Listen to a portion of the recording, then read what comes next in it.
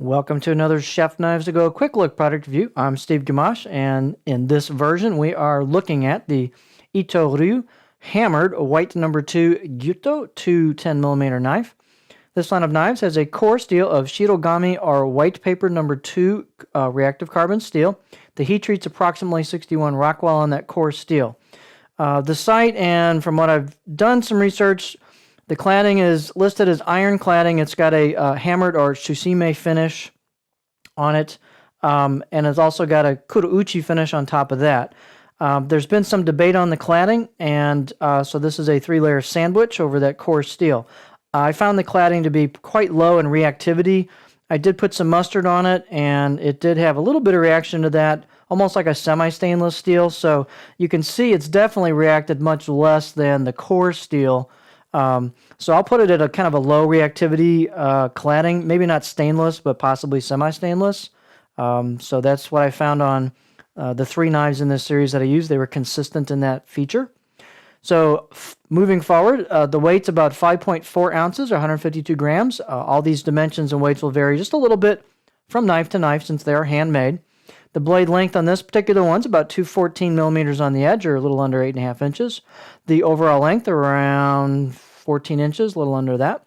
The spine thickness at the heel, which is the back of the chin here, is about 4.2 millimeter, which is fairly thick. But the great thing about these blades, and they all have the same consistent feature, is they just have a great, almost true consistent distal taper where the blade thins out all the way along towards a very thin tip. So don't let that mess you up and think this is a huge thick blade. It is not. It thins out really nicely towards the tip, but yet has some heft and stiffness to it. The blade height is 47.5 millimeter on this particular sample at the chin here to the spine. And the handle's just their basic, no frills, oval, ambidextrous, kind of, they call it chestnut, but it's a dyed wood with a plastic ferrule, nothing fancy. I think it gets the job done pretty well, but it definitely doesn't have an expensive feel, but I think it's quite serviceable. The handle circumference is around 3 inches right here, so it's a pretty normal size handle. And these knives have great fit and finish, especially at their price point. The fit and finish is just remarkable for the price point of these knives. It's really done, they've just done a great job on these. The blade grinding is done really well, so they're nicely ground. They're clean. They've rounded off the choil and neck or emoto here, as well as the spine. So they've just done a great job with these blades, and they just have a higher priced feel to them than the price.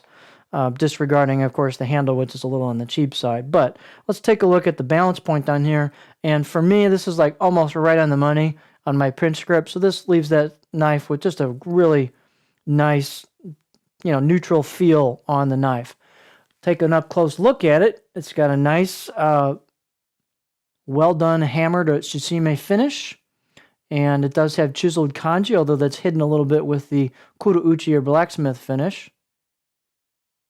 It's very easy to see the cladding move into the core steel at the edge. I've got some patina on this because I've been using it. They did polish the top, which is nice. It kind of a nice contrast to the tsushime and kurouchi cladding on the sides of the knife. The knife out of the box, I'll give it about a 4 out of 10. It wasn't particularly sharp. You can get these things much sharper than they are out of the box, and I would recommend that to really take advantage of what this knife will do. Here's the profile shot, and it's kind of a gentle curve with just a touch of flat towards the back. It's not an especially flat blade.